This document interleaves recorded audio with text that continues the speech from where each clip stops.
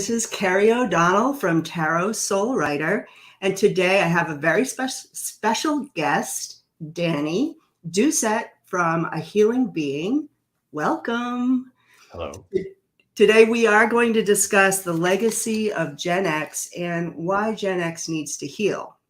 But before we discuss that, I just wanted to introduce Dani more personally.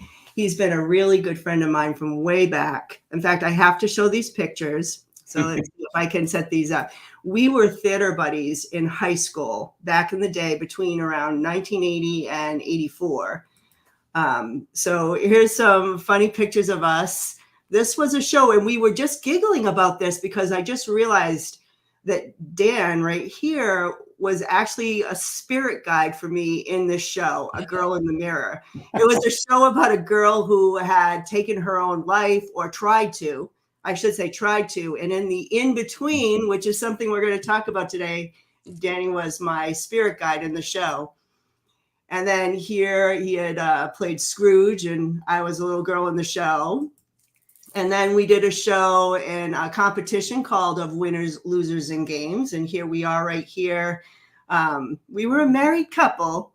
He wasn't a happy person in that play. And then here we did the musical Bye Bye Birdie. And there's Dani, and he did the lead. And those are his two Rosies. Long story. But yeah, we go way back. And it's funny because at that particular time, I had left senior year. I went off to Syracuse University. You had one more year in high school. I was like, bye, Dad. I think the last thing we did was we went out and we saw the film Purple Rain, as I remember seeing that with you right before I left. It was one of the last times, which is a very Gen X film with a huge, with Prince. And then you went off to Georgetown a year later, and we went on separate paths. Like we never spoke again until Facebook brought us back together in the early 2000s. And we found out we were both going on a spiritual path. So from there, maybe you can tell us a little bit about your story and your path and your spiritual work. Well, I will definitely do that. But I was like busting as you were sharing that stuff. I was warning Carrie, everyone, before we did this, that I can take up a lot of space. So I was like really hard. I was like holding my tongue. First of all, I want to say about what you just showed, that like we really, like about 20 minutes ago, freaked out when we realized that one play I was, Yeah, was like this like suicide ideating young girl, and I was this spirit presence trying to whatever. That's crazy. I loved the fact I was so proud of my gray hair that I sprayed on in the play when I was in Scrooge. Like I was like, this is so cool to have to like put like gray hair makeup on. I'm like, wow. No, really, now I look like Scrooge. I am ready to play Scrooge now. And then Carrie, when you were just describing like that, like us going to Purple Rain, I started to get sad. Oh, wow. And I'm actually like emotional right now, actually speaking, because so wait, let me just take a step back. For Carrie's audience, I do describe myself as a healer, and I'll talk more about that in the conversation. But what I was also telling Carrie is that one of the ways in which I feel like I am a healing presence for people is I'm very open with myself. I'm very open with my shit. So like my emotions and my whatever. So I'm having this emotional moment because one of the last things I remember before you went to college, we were very well. Okay, I'll speak for myself. I knew somehow that we were like very much tied. There was something between us that was just way more than we were friends in a theater club, and we put on plays together and all that kind of stuff. But back at that tender age, we didn't know how to put words to that at all. But I knew that there was something really, really strong. And aside from the Purple Rain night, maybe this was the same night, but I remember going to Capron Park in Attleboro. I remember this too. And we were sitting, there was a little spot near some big trees, and there were like some steps, and we were sitting next to each other on the steps, having one of those, you know how kids in high school have these like just we were really great at having these like big, like open-hearted talk about life and Yeah. everything conversations.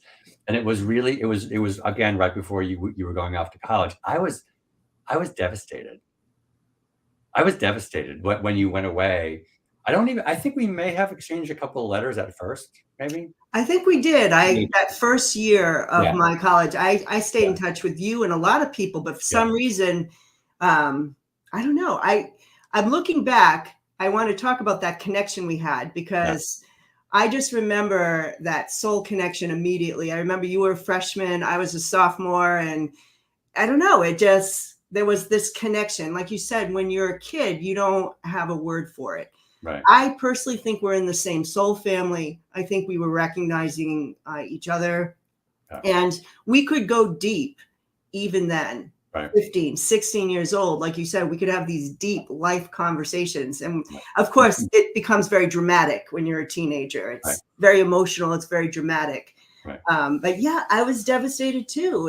It's like we lost each other, but we found each other Yeah, again, 30 which years makes me later. feel Yeah, it was a purpose to yeah, come back full circle, right, on the which is Facebook. so cool. And I used to show up at your house sometimes and watch, MTV, Yeah. lying on the floor in your living room in front of the television. Yep. MTV changed Gen X's life. Totally, Yeah, totally, that was totally, it. totally, totally. Yeah. So this has been great. But so sharing more about me, and my work.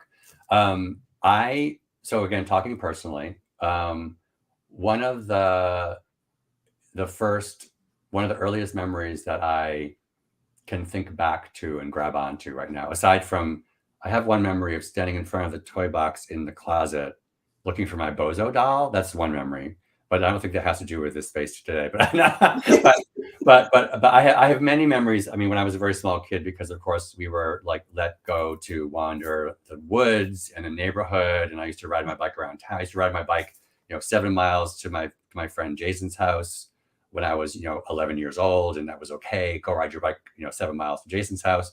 But I spent a lot of time wandering in the woods by myself. And I had two brothers. I had a brother who was 1 year older, a brother who was about 18 months younger.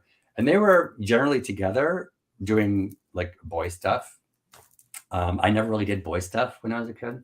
But I spent a lot of time just like wandering in the woods, like at all hours, and would be out there even before the mom or the whoever would yell out the door, "Danny, come on, it's time for dinner."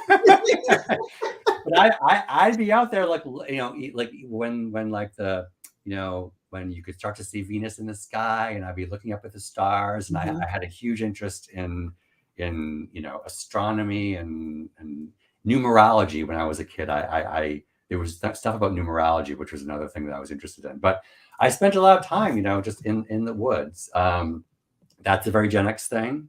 Very Gen X. Um, I did the same thing, not to interrupt, but yeah, and you talked about riding your bike. 7 years old, I rode my bike to the airport. We lived in right, Warwick, Rhode Island, and I lived my little with my banana seat, 7 years old. I rode it and rode home. Why? Because I could. I right, mean, that was part of our generation. It's very bizarre. Now, yeah, to I think parents nowadays, they would freak out. yeah, yeah. So me and my journey, so we're here talking about Gen X and the legacy of Gen X and how that relates to our individual healing journeys and our healing work. Carrie, you and I guess this conversation was born very recently. We met to have coffee one afternoon to just reconnect and share ideas. And I know that we were both in different places, let's say, of transition. Maybe we'll talk about Mhm. transition a little bit later on. Yeah. I've been in a place of transition in my healing work. I have always felt, and I think this again is a very Gen X thing. I thought it was just me, but I've always felt on the outside. I've always felt like a loner, and I've come to describe myself as a lone wolf. And again, I've spent much of my life feeling a little bit, no, not a little bit. Let me be honest. A lot resentful, not a little bit. Right. So I have had this woundedness of that feeling of being outside and alone, and again that lone wolf motif comes up for me, and for much of my life I had a lot of anger that I was carrying around me. um, as I grew and became a little bit wiser about things and started to share my experiences, I came to understand, again, generationally, talking about Gen X, the latchkey kids, we were a generation of people that, the first generation when, both parents were out working. Mm-hmm. So we raised ourselves. We can say a lot more about this as we have our conversation, Carrie. But it's true that my woundedness of being a castaway and an outcast and a lone wolf, that's a lot to do with my own personal individual life journey. And I also realize now, it's what's got me excited about focusing my healing work a little bit more on my cohort in Gen X. It was the experience that we all shared. So I feel like maybe not every Gen Xer, but I think many Gen Xers have a sense of loneliness or aloneness. Alienation is another word that comes up for me. Yeah. Which is a strong word, and it can be a triggering word. So I'm very cautious about that word, Carrie. But alienation is another one that comes up for me. So my healing journey has been dealing with the anger and frustration associated with that wound that I've had. That's been my work. And my hope is that just by you and I talking about this a little bit more over the next 45 minutes or so, that is healing and supportive for people. And then again, you and I in different ways have gifts for healing and energy healing and spiritual healing that we can offer to others as well. So yeah. And I want to talk a little bit, because I had a friend who's in the baby boomer generation. We weren't actually talking about generations at all, but she reminded me that we're not victims, that we've all contracted to be here and to deal with certain stuff. And yes, I believe generations, there are collections of souls that are also going through time here with a bigger picture collective reasons. And I'm sure that's true of Gen X. But we're not victims. But I feel like a lot of the wounds with Gen X are victim-like. Like we're seen or perceived by other generations as a bunch of babies, right? Like, like whatever, we suck it up, buttercup, like we've all felt alone. Maybe we can like speak to how our experience might be a little bit different to cause like that kind of alienation. I mean, did you have any like things that you've sort of collected that if we kind of just looked at it clinically, like why our generation fell into this sort of victim mentality, this, what about me, like middle child syndrome here. Yeah, interesting. I was literally middle child for one thing, but collectively, like clinically taking it apart. I mean, there's fewer of us for one thing. So so speaking energetically, there's fewer of us, like statistically fewer of us. And so that alone, I believe, like on an energetic level, there's fewer bodies breathing and pulsing and vibrating that share that whatever that collective experience is. There's fewer of us. And so we've got like the oppression of the baby boomers on one side. And I'm not going to say oppression. They're freaking annoying. Those millennials are freaking annoying. Sorry, I can't. See, I'm still pissed. He did it again. He did. So much anger. So much. Can I just say, as I have 2 millennial children and 2 Gen Zs, and I have to say that I went through the anger with Yeah. because it's kind of like what I just have to tell one story, one Yeah. personal story that kind of defined it. It was in my work life. All right. So I couldn't get a job because this baby boomer generation was so large Right. and they had all the positions and they weren't going to move. So there was this period where I was coming of age and getting a job, but I couldn't get a job. And when I fought for a job and I had to go back to graduate school and I had to do all this stuff and I had to pay my dues and I had to do this and that just to get my foot in. Right. And then they would say, well, if you want to move up, and so you followed the rules. You Right. followed the rules. But then the millennials started coming through and suddenly there's a work shortage because people are starting to retire. And then all these kids were coming in and then it was all about them to the point where leadership actually went to the millennials.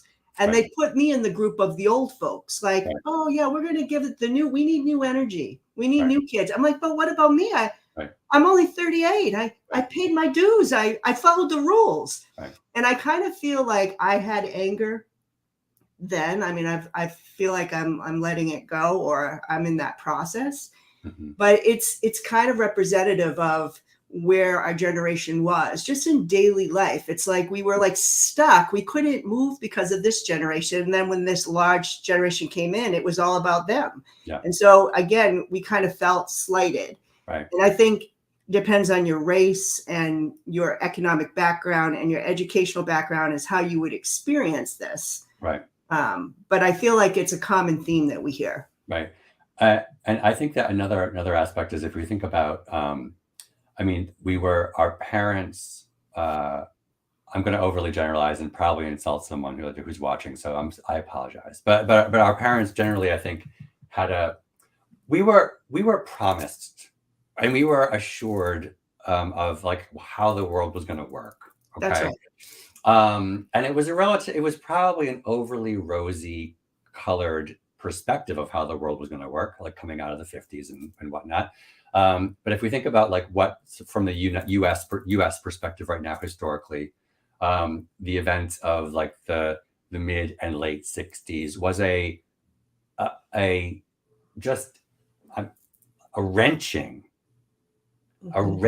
time for the collective, right?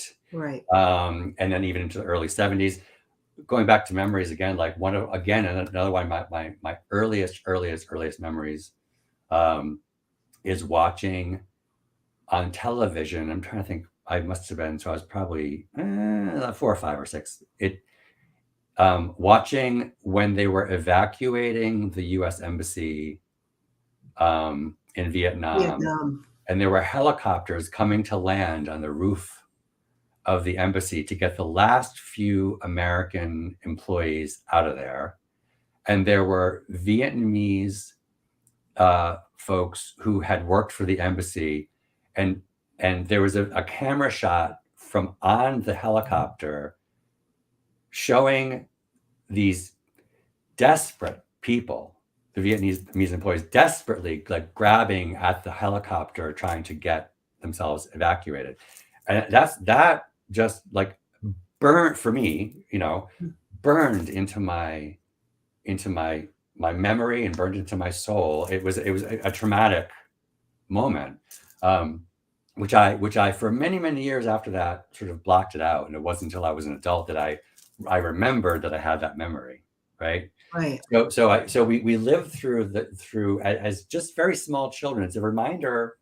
I'm not a parent, Carrie, but you've done it, so you can attest to this, right? Like, when we're 3, 4, 5 years old, first of all, we're extremely open and extremely spiritual, intuitive, psychic beings. First of all, right? Right.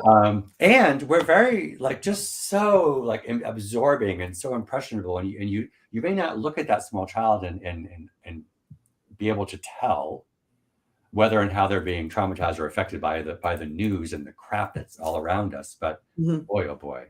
So I think that, again, to answer your question, just everything that was happening historically had to have had an impact. And you're speaking of like those big historical moments, like it was Saigon, right? Like the last, and there are a lot of them. I mean, we had the civil rights movement, which was going wild at that point, women's liberation. So you have like all these big overarching things happening. And then you had some other things that, and I will say, I have not had personal experience with this. My parents were not like this at all, but there were a lot of Gen X kids who had really scarring family situations because of the change in the social landscape. There's no more rules, so there were parents who were divorced. I think one of the highest divorce rates occurred in our generation because now women could, and those women happen to be our parents.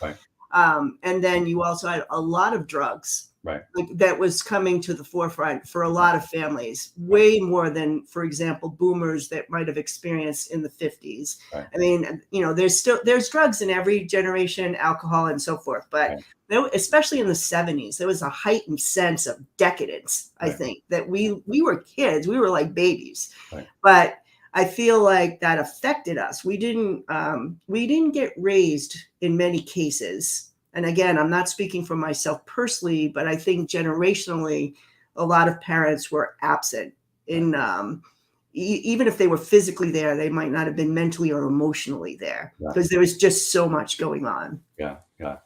I'm having like a little bit of a light bulb moment now in terms of our theme of what is like the legacy of Gen X, in the sense that, I mean, look, there's always big things happening in the world. There's always bad things happening in the world and good things happening in the world. But I do think it's true that again, going back to our childhood, the 60s and 70s, compared with today, like today is so messed up. It's and we let's not have that conversation here right now. But that's another show. I think one of the reasons why I suddenly am feeling so I haven't talked a lot about my healing practice, but one of the reasons why I feel more compelled, one of the messages I've been getting from my own spirit guides of late is, I'm going to paraphrase it, okay? But it's basically, listen, you gotta put this to a purpose. Like, it's fine to do your meditation journeys, Dani, and to track the motions of the moon month by month or day by day. That's fine, but there's shit going on in the world, and you've got to like use this to a more meaningful, broader purpose. And so that's why I think you and I had the discussion in the coffee shop about maybe how we each might start to focus and try to like get at that Gen X folks, to the extent that anyone of our wolf pack, I'll call it wolf pack because that's how I like to talk about it. What my interest is to the extent that other people like me are still carrying that like woundedness of alienation and being pissed off at the world and being angry, because a lot of us, I'm still working on it. Yeah, I'm still working on it. And we're going to take it to our transition. Maybe one of us will be like the guru and like go to nirvana, but I think most of us are going to like keep working on it, right? So my goal is to keep working on it so that, I mean, spirit willing, I have a couple or a few decades left in this lifetime, hopefully, maybe, right? So I want to put it to good freaking use, Carrie. That's right. And that's really the message I think that we're getting to here for most Gen X is we're coming into our maturity. We're from about age 43 to 58. I think Morningstar just said who is part of Gen X. So I think the dates were, was it 1965? 65 is what they often use. 65 to 80, and sometimes the 80 moves around. The 80 moves around. Yeah. But I think we all agree that it's sort of like that first 65 to say 72 or somewhere in there. They're the solid Gen Xers, the ones that had the experience of that, I guess you could say, alienation that we're talking about, or scars that we couldn't work through. We were like that part of the generation, like you said, that we followed the rules. Our parents told us this is how the world works, and then, like you said, in the late 60s, early 70s, we begin this whole transition of, oh, the world's gonna like just tower card, disintegrate right now. The rules don't count anymore. Right. So Right. what do we do? Right. So, Right. yeah. I have to remind us, and you knew I had to do this. Like, I'm not an astrologer per se, but I work. So let me say a little bit before this about my own practice. So I primarily, my healing practice is based on. I'm going to use the word shamanic very trepidatiously, and I'll talk about that in a second briefly. But shamanic spirit journeys. So I use a drum and a theta beat of a drum that helps to induce that state, that trance-like state, and cross the other side of the veil. And I have over time developed a bit of a roadmap, I guess I'll call it, where I know where to go for certain purposes, right? Where to look, where to go.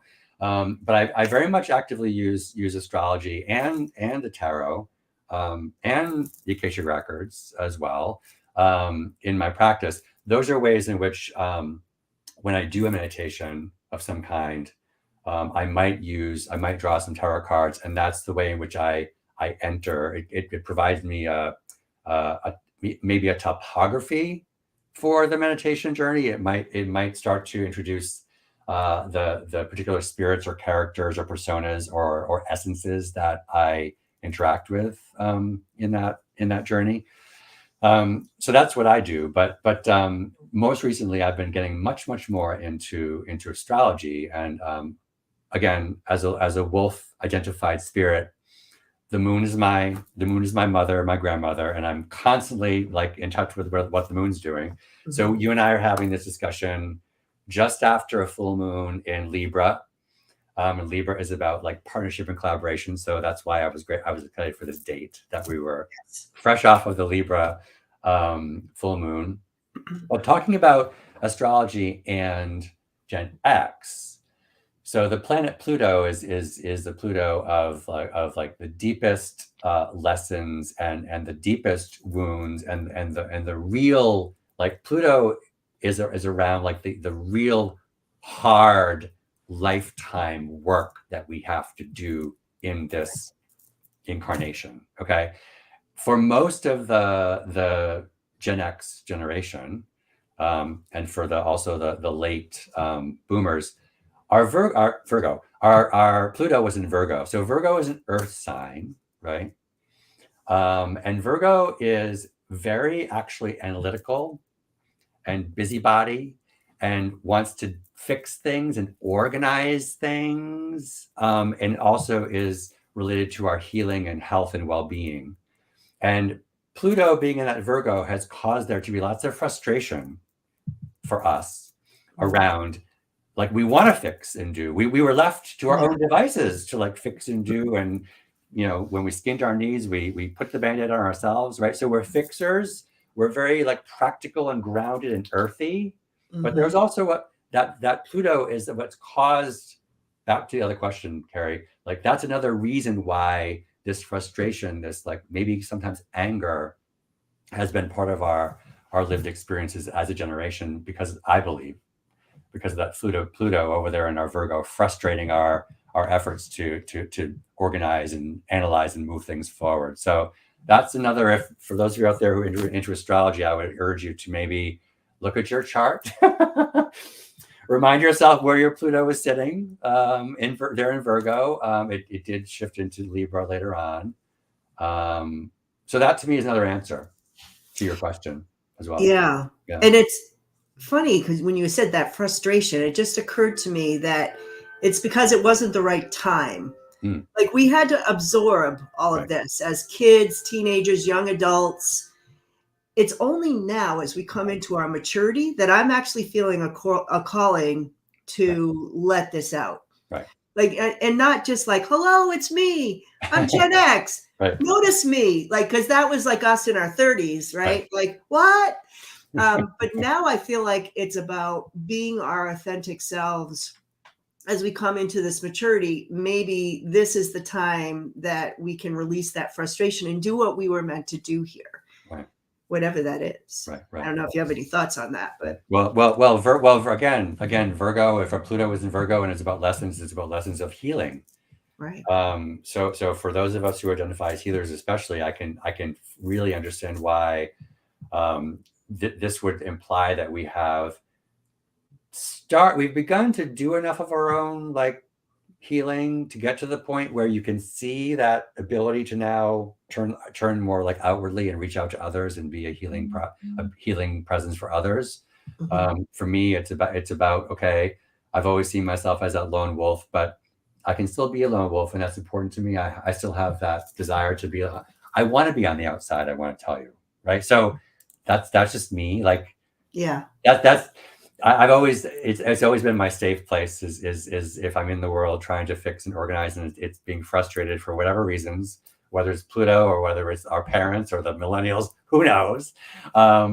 My safety zone is just to go back into the woods, right? Yeah. Metaphorically or literally, I'll go back into the woods. Yeah.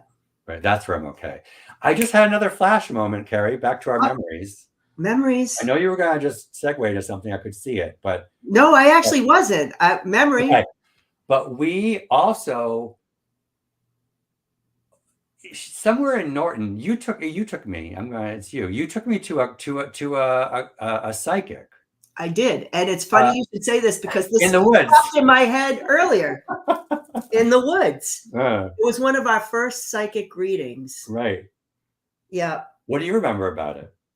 I remember she said to me, "You're not done yet. Don't even think you're done yet." And she Yeah. saw a certificate, which was a teaching certificate, and Right. that I was going to go on to do like a lot of stuff. And I remember it's interesting that I had that experience with you as one of my first readings because it felt very like at home for me. That's what the feelings I remember because she was in this little shed, Yeah. this little psychic, and you smelled the incense and stuff. Yeah. We're talking like old school Yeah. psychics, like, Yeah. and you went in a little room, and there was like, I just remember the cloth and the cards, and it seemed very mystical to me. Yeah. But I also felt very at home. Yeah. What do you remember about that? Well, I remember that the very first thing she said right away, I think week before she even like did any cards was I see you two dancing together. And when we went to see her, we were rehearsing for Bye Bye Birdie. And so we had been rehearsing all the time, like dancing together, like now my life is rosy. I remember that. I remember during the reading, she said, "I see like someone named George or a place named George related to you in some way." And I went to Georgetown for college. And then she said something else about my future, which was that I was going to like inherit or take over or assume like she wasn't sure if it was a business or an enterprise or some project. To be honest, there's been a couple of times in my life where something like that has happened. So that's what I remember about that. But it was being in the woods also. Yeah, there was something cozy about it. Something yeah. Like we went into a bubble. That's how I kind of felt. Right. Yeah. Or the den. So one of my the den. My wolf den. My wolf den in the Northeast. So I mentioned shamanism as part of my focus. There's an organization called the Foundation for Shamanic Studies, and it's based on the work of a gentleman named Michael Harner, who was a scientist and did this work in the 50s and 60s. And what he did was he basically studied a variety of different cultural traditions around shamanic practice. I'm using the word in air quotes because I'm very paranoid, concerned about appropriating other cultures. But the good work that Michael did was identify what these different ancient traditions had in common. Mm-hmm. Right. And it boiled down to basically the use of drumming, what I mentioned earlier, the theta drum beat to induce a meditative state, which is how we will enter in a few minutes the meditation journey. And when I do my journeys now, I mentioned earlier that there's a bit of a roadmap that I've created, and there is in my own uh, inner landscape, or my own, it's really my medicine wheel blown up into like a massive scale, if you will. The Northeast is a place of death and rebirth, for me in my cosmology, and in towards the Northeast, there's one little like small den that I go to, when I'm in my wolf spirit self. If I just need to like it's all too much, and I need to like recollect myself and just like let the world fall away, let all the bullshit of my astrology and my tarot, because sometimes I get a little bit wrapped up in that, Carrie. Like There you go. I use my practices as a crutch, Hmm. which is another thing that my spirit guides tell me, like, don't like do it. Just do Because, it. well, the tarot is a powerful, beautiful, like wonderful tool, but we can sort of get a little bit wrapped up in it as a thing, right? Right. You know what I'm talking I about. know. I do know what you're talking about. Right. So sometimes I have to go into my little den in the Northeast, which again is that place for me of like death and rebirth, to just it's a reset. It's a reset mode for me. Hmm. It's a place of transition for me. Absolutely. Yeah. Yeah. Well, we're very close to that time. I know we're at that 11:37, because I really wanted Dan to lead us into a meditation. And I'm one of the reasons that I think we wanted to discuss this, because I know we've only touched very surface like on any pain or, like you said, anger Mm. that Gen X has experienced. And we only touched on a few reasons why. But one thing that I do keep getting is we're all lone wolves, as you said, that need to come together to find their pack. And I feel like part of this healing journey that I hope we can at least begin for people, I feel like this would be ongoing discussions for a lot more specifics on what our generation's going through. But I feel like we could start with just having you lead us through a way that we can begin to heal, and we can begin to access our own power, Mm. and to come together collectively to serve our generational purpose. Mm. I feel like this is the time. Right. And yeah, whenever you're ready, we Okay. could lead into that. Okay, great. Well, thank you, Carrie, for again for inviting me into this space with you. I really appreciate it in ways I can't even describe. I'm a big fan of my hats, so I'm going to put on one of my, which has lots of like Reiki in it. Nice. So I knit myself my own hats.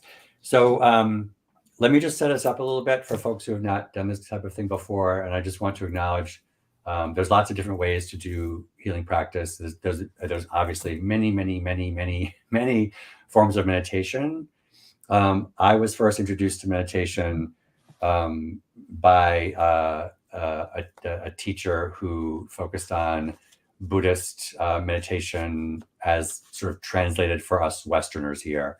That's how I got started on it. Once I learned about the work of Michael Harner, I've gone through a number of workshops by the Foundation for Shamanic Studies. I want to just like say something that's a little bit controversial here before we go further and I do the meditation itself, which is I definitely, if you have any interest in this, wholly endorse looking into the foundation and signing up and seeing what it's all about and doing some of their workshops. And I also want to say, do enough of it to understand what it is that you can do, what it is you're empowered to do by the use of a drum and a rattle yourself. And be cautious about getting caught up in the institutional aspect of it. I'm going to say it that way. Okay. But it's a big plug for the Foundation for Shamanic Studies with a caution. Okay. And that's very Gen X. That's right. Don't want to get too wrapped up in any. We're a little independent. I do it my way. Carrie. That's right. Okay. So I'm going to this is the drum. Okay. And I'm going to just let you all get a sense of it. This is what the drum sounds like. Carrie, this is a sound check. We're still good on the sound that way, right? I think that's fine. Okay. Okay. So what I'm going to do about probably a 10-minute journey. I wanted to just first invite you to whatever way for you makes you comfortable. And if that means you want to stand up, that's fine. Stay seated if you're seated. If it's good for you to lie back, that's okay. A reminder that if you're lying back, the purpose of meditation is to be alert and aware. So if you lie back, make sure that you're able to do so, maintaining that awareness, that connection.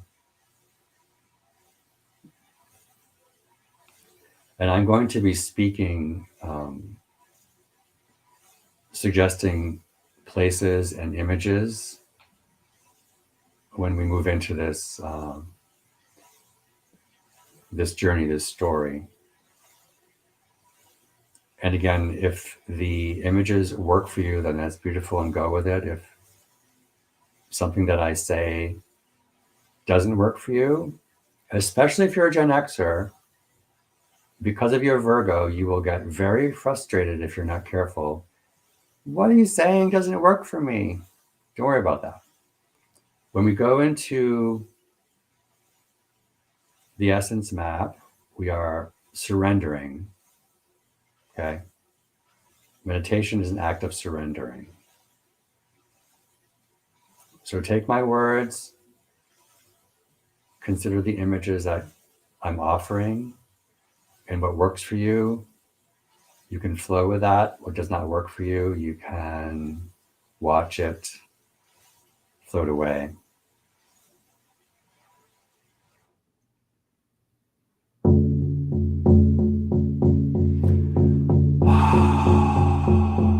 Let yourself breathe deeply but gently.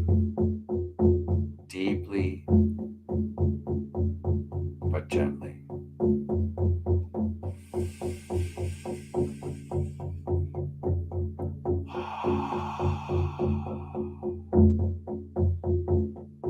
I want you to imagine that we are standing on a vast, wide, flat plain of grass. Long grass, blowing in the wind. In the distance, far, far away on the horizon, a ridge of hazy blue mountains. And the sun has just set behind the mountains. The sky is still lit. It's late afternoon. The sky is clear, not a single cloud. We are facing west across the grass plain towards the mountains in the distance. There's not a tree to be seen. There's not a bird in the sky.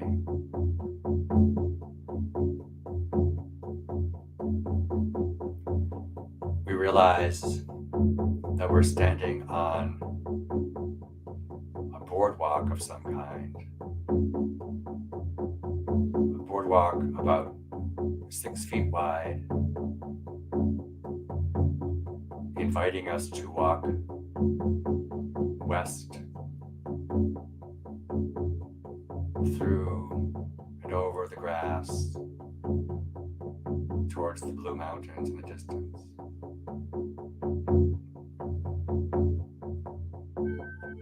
Walk forward over the boardwalk.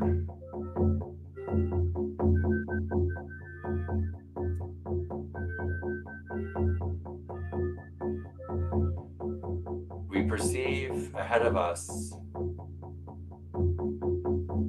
an object, a figure perched on the boardwalk. It's sparkling somehow, it's shining somehow. And and we feel suddenly very excited and energized and curious with that Gen X brain of ours to know and understand exactly what's going on.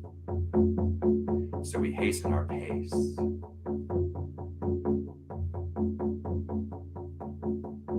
We get closer and closer to this object. And to our amazement,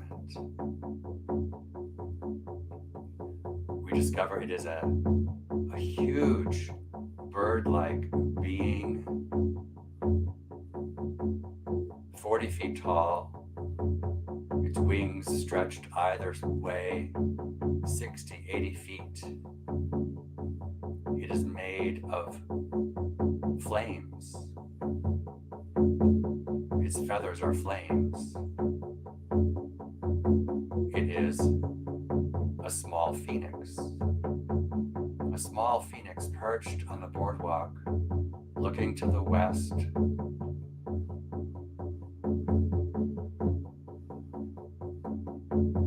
Somehow distressed. It needs to fly. It wants to fly. It wants to launch. It wants to soar. It wants to express itself as it was meant to. It has grown just large enough now to be able to leap into the sky, but it's held back around its left wing. Around his left wing is a large, round, glass-like, it looks like a snowflake. A beautiful design. It's a beautiful design of ice. Around the left wing, holding the phoenix down. You ask it with your mind, with your soul. You ask the phoenix, what is this weighing you down?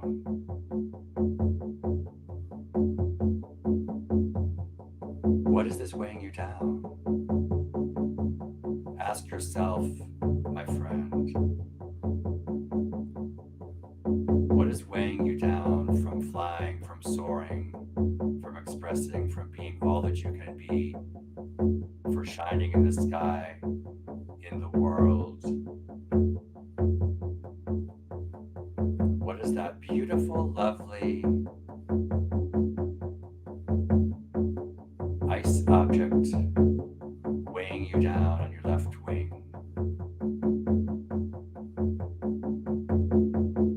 I cannot answer that for you. Listen to your phoenix.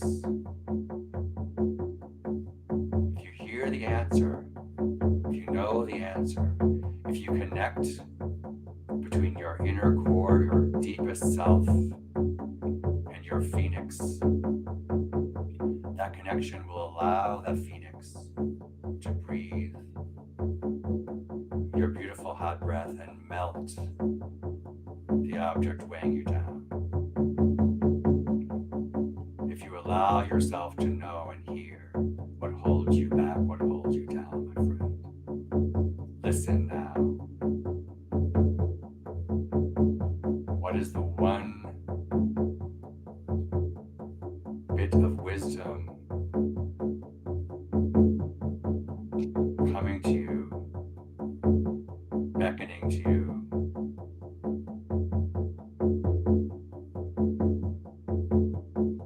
That you can feed to the phoenix to melt away what weighs you down.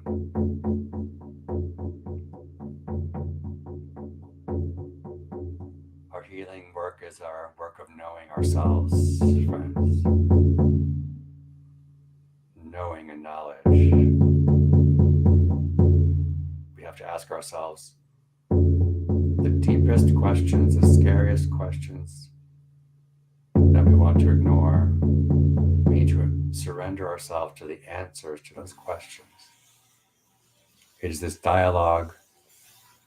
It is this connection within us. It's listening to our spirit guides. It's listening to our ancestors as they help us answer those questions. If we answer the question, we can melt the ice away and we can soar. Take a moment more.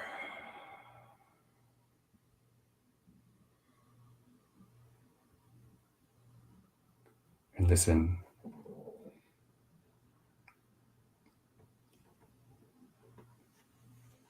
Now I'm going to interrupt your contemplation just because we're in this space of dialogue. And I think that I'm going to turn it over to Carrie in a minute.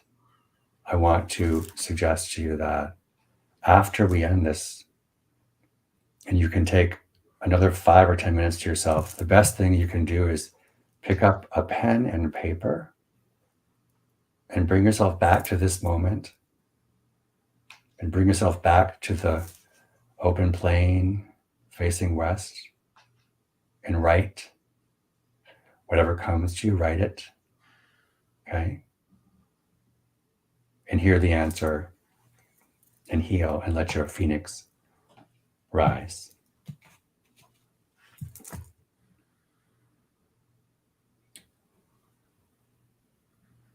So just give yourself another couple of deeper breaths and begin to, if it's available to you, maybe move your body a bit, raise your arms maybe, and shift in your seat, sway a bit. If your eyes are closed, gently open them and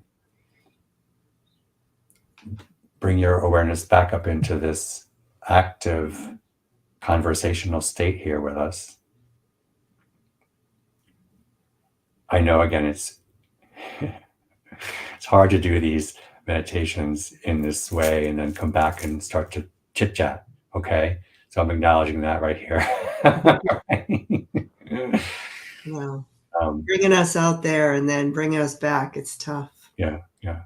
Now I'll say about that, I do this every day myself. So if you do it a lot, you do develop that affinity, that ability to, you can shift quickly, back and forth, shift back and forth. We all have the ability to go there.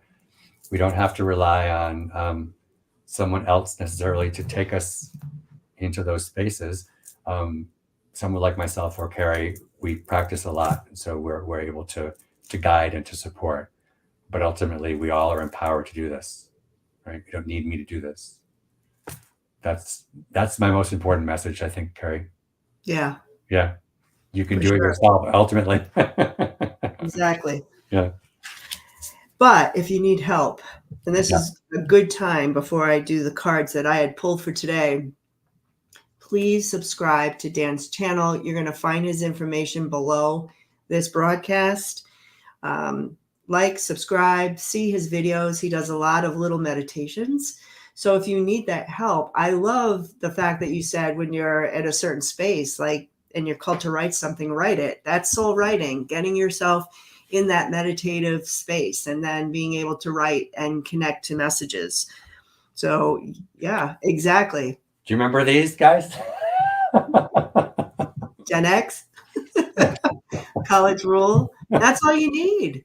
Yeah. And it's a great way. People are always saying, like, how do you channel? How do you learn how to channel? But really it's about, like you said, creating the space, and people like you can help others to get into that space and then being able to connect. I had pulled 3 cards for Gen X, and I was telling you the story. This deck, my new deck, the In Between, and it came today at 7 or 8 in the morning. And of course, I think of us as the in-between generation, right? We're like sandwiched between 2 huge other generations. So I thought it was so fitting, but I was like, I don't know the cards yet, and I'm not sure. So I just did 3 to play. And I said, what do you want us to know, Gen X? What do you want to say to Gen X? And this is what I got. And I was so kind of flipped out by it. I had to keep it. So I pulled the 9 of coins to the 10 of coins. Now, this is a deck that takes 2 cards and reads the in between those 2 cards. So this is 9 of coins to 10 of coins. And it's hard to see in the camera, but it says victory to the suffragettes. And then they're all hand in hand. So you think of protest, you think of standing up for one's rights. The 9 of coins to the 10 of coins, those are all cards of abundance and comfort and legacy. The 10 of coins is actually legacy. So it's like saying, and it's about connecting. You can see here, they're all locking hands, the people, for a larger message. So it's like saying, like spirit saying, okay, you are a certain point of your life. You may have abundance, and abundance doesn't have to mean money. It could mean other things, wisdom that we have. And it is our time now to move toward our legacy, which is literally the title of this broadcast. And it is time to not be a lone wolf. It is time to start connecting for larger change. The second card that I pulled was the King of Cups to the Page of Cups. And you can see here, he is, the wise king, and he is holding up the child, like playing with the child, who is like the page. And I kind of took this as being childlike, going back to that child feel. It's funny that we had a whole conversation about our childhood and just not understanding certain things, but there was just an openness that we approached everything, even though it became overwhelming before the world kind of tainted us a little bit, as happens when you mature. And it's like they're saying, okay, you're the wise king, but play with the child, play with that inner child again. Go back and think of those better times, that time when you were more open and free to get ready for the next transition. And then the third card and final card I had was the Empress to the Emperor. And I thought that this was very telling. You can see here close up that they're children, a boy and a girl, the boy kind of looking like Arthur, the sword and the stone. This is my birthright. But the little girl is like saying, oh, hell no. Like there's a little bit of aggression there. And then you have the wife, the Empress, and the female symbol in the center that they're sharing. Now, the card book said, oh, that's representative of a balance and power. But I'm feeling tension here. I'm feeling tension between the feminine energy and the male energy of the Emperor.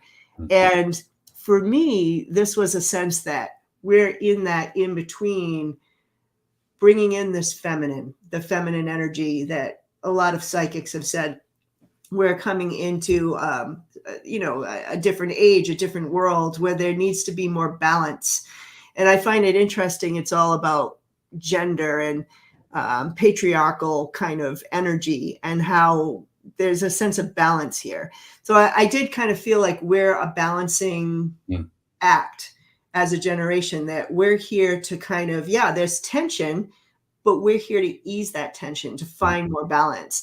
And then I had pointed out to you the swans that are taking flight. And, you had the phoenix in your meditation and trying to take flight. And also I thought of that story, The Ugly Duckling, how the ugly duckling realized he was a swan and he was a beautiful creature. And so you have here this sort of spiritual symbolism for the generation that it's time now for you to take flight. It's time. So, those are my cards for Gen X.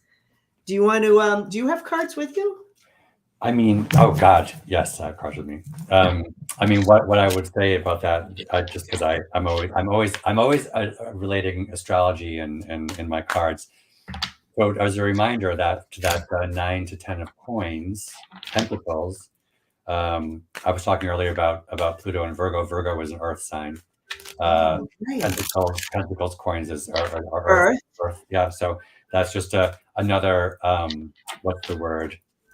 Correlation, if you will, between the cards. I oftentimes use because I'm so starry-eyed person, this quantum tarot deck, which has, I mean, I like it, Carrie, because the it's completely opposite of the traditional imagery that you have in standard deck. I will just pull one card if you want. Well, hold on. They fell. So I was going to say, I was going to pull one card in conclusion as well. I'm going to use the Osho Tarot. Oh, okay. Well, this is, I got the Chariot. Which is that phoenix, like taking flight. Intensity. Oh, look at that. Intensity.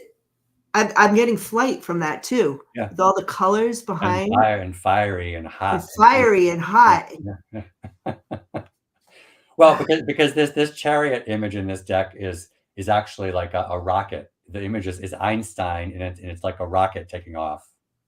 So our Phoenix and our Swan and our so Gen Xers out there, let's work our stuff out, because it's time to be healers in the world and of the world, I think. Mm-hmm. It's time to connect, even though we might have to go back to our little cave, our little den in the woods. we need to connect, because this is the time. Yeah. Dan, thank you so much for joining me today. This is great. And again, reminder to everyone, please subscribe to Dan's channel. I know that we only touched on the subject, like just a little nugget, but I mean, we could talk endlessly about anything. So I hope that you can come on again and we can talk some more. Thank you so much, everyone. Thank you, Carrie. Thank you. Bye-bye. Bye.